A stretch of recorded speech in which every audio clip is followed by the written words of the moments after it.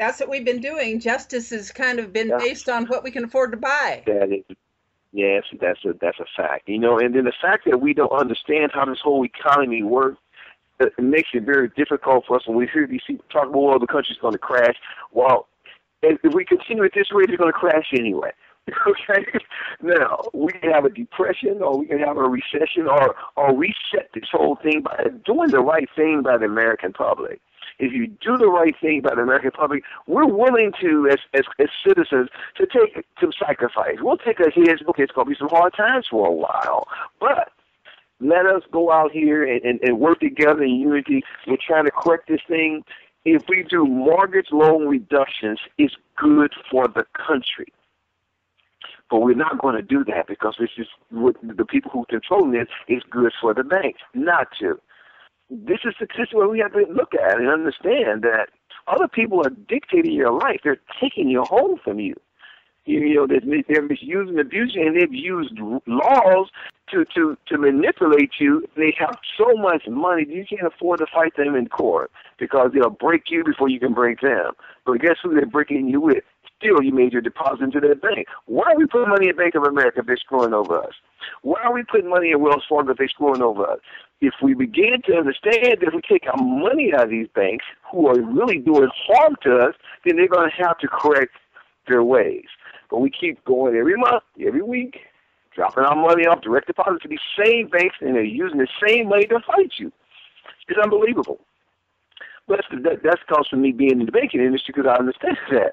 Why give your money to someone who's turning around using it against you? Unbelievable. Very interesting question.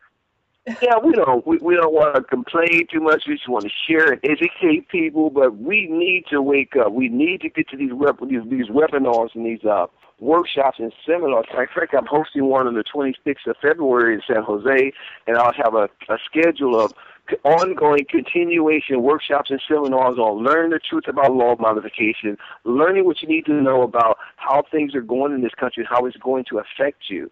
And people don't even know what a mortgage-backed security is.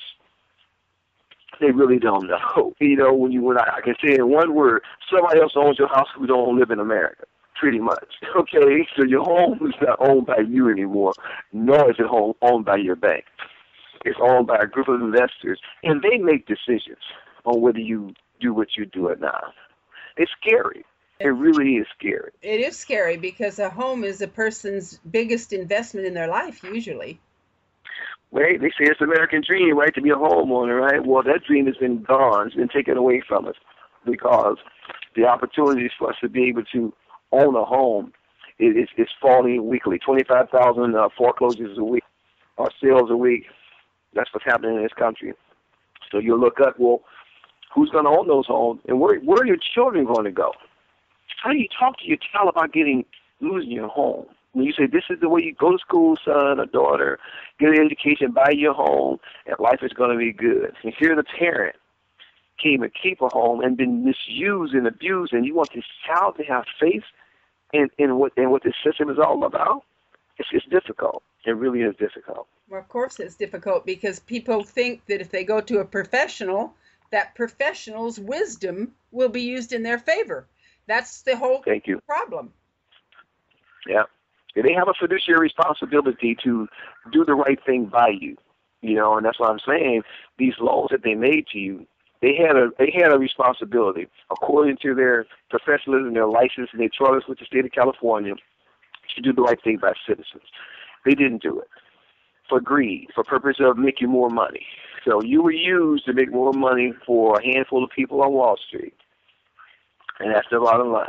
The Goldman Sachs and the Bear Stearns and all these guys out here who are just claiming to take your money and invest it. So many people lost their money in the PERS, California PERS program. They invested their money into this mortgage-backed security, and a lot of your wealth was taken away because of the stock market crash.